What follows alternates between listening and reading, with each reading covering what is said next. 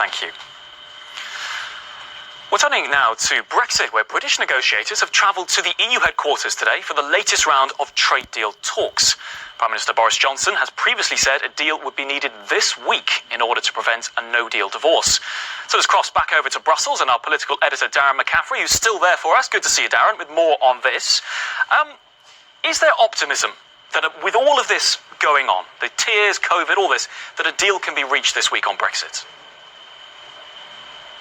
Yeah, even in the middle of a pandemic, Alex, we can't get away from the issue of Brexit, and it is likely to dominate to a large degree the meeting of EU leaders here in Brussels towards the end of the week. Now, no one is expecting a deal, or indeed no one is expecting Britain to pull the plug entirely on the process, despite that somewhat arbitrary deadline that they have set.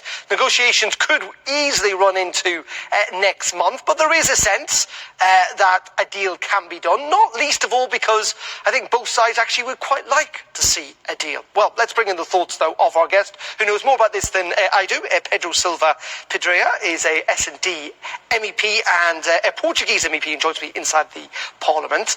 Just first of all, on what's going to happen this week, we heard routinely from Charles Michel and others that Britain needs to lay its cards on the table. What does that actually mean in practice?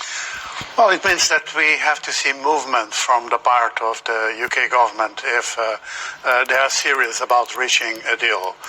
It's important to understand that what we are trying to achieve is an unprecedented trade agreement where the UK would get access to the European market with zero tariffs and zero quotas. This is really unprecedented. But for that to happen, of course, the UK has to ensure fair competition, meaning non-regression from our current standards in terms of environmental, social and labour protection, no distortion in terms of state aid, and this is what we usually call the famous level playing field. And until now, we haven't seen sufficient movement from the part of the UK, and this is the real problem of this negotiation. But what people point out, and the UK have pointed out, the EU hasn't imposed this on any other country that it's done a trade deal with.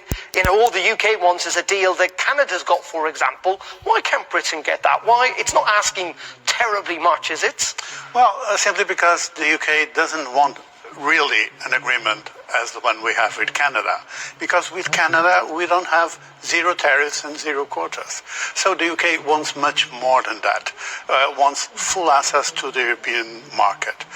And that is why, for that to happen, we have to ensure this level playing field, these conditions for fair competition, and this has to be ensured. And this was agreed in the political declaration, which was supposed to guide these negotiations.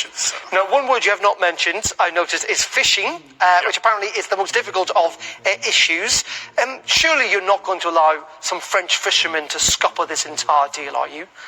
Well, we certainly would like to achieve a balanced agreement, and Mr. Barnier, who is leading the European team, was very clear. There won't be an agreement with the UK without a balanced agreement on fishing. And this means that, of course, the European Union is ready to move from its initial position, looking for pure and simple status quo, but nevertheless, the economic interest involved will have to be respected. So picking up on the nuance, what you're saying there is that Emmanuel Macron is going to have to tell his fishermen it's not going to be as good as it is now, and that you don't want Emmanuel Macron to put fishing as an issue that could derail the whole talks. Well, it is true that the consequence of Brexit is that in the future things are not going to be as good as they were before for anybody, including for the UK. I would like to stress this point because for the UK to have a disruption in this economic relationship would be tremendous. It would be serious also for the European Union, but the UK depends much more on exports for the European market. So yes, it is true. With Brexit, things are not going to be the same, and they are going to be worse than they were before. And just very finally, and quickly if you can, will there be a deal, do you reckon? This time next month, will there be a deal? Well, my expectation is that an agreement is possible. But for that to happen, we have to see political will in terms of concrete movement at the table of the negotiations, and we haven't seen that yet. Okay. Great. Thank you very much indeed, Pedro, for joining us inside the European Parliament here. Will a deal be done? Possibly. I think the mood music has got slightly more optimistic in recent weeks than it was at the start of the autumn, Alex. EU leaders are, as I say, talking about it at the end of this week, but expect these negotiations to go on for a couple of more weeks yet. And that troublesome issue of fishing may be key to all of this. Many say it is not important to Britain or indeed the EU's economies, but politically it's quite important to both Boris Johnson as a Brexiteer and indeed to Emmanuel Macron, a French president who needs to get re-elected. Darren McCaffrey bringing us there the latest on that Brexit deadlock. Thank you very much. Well, stay with us on Euronews tonight. Coming up, Amazon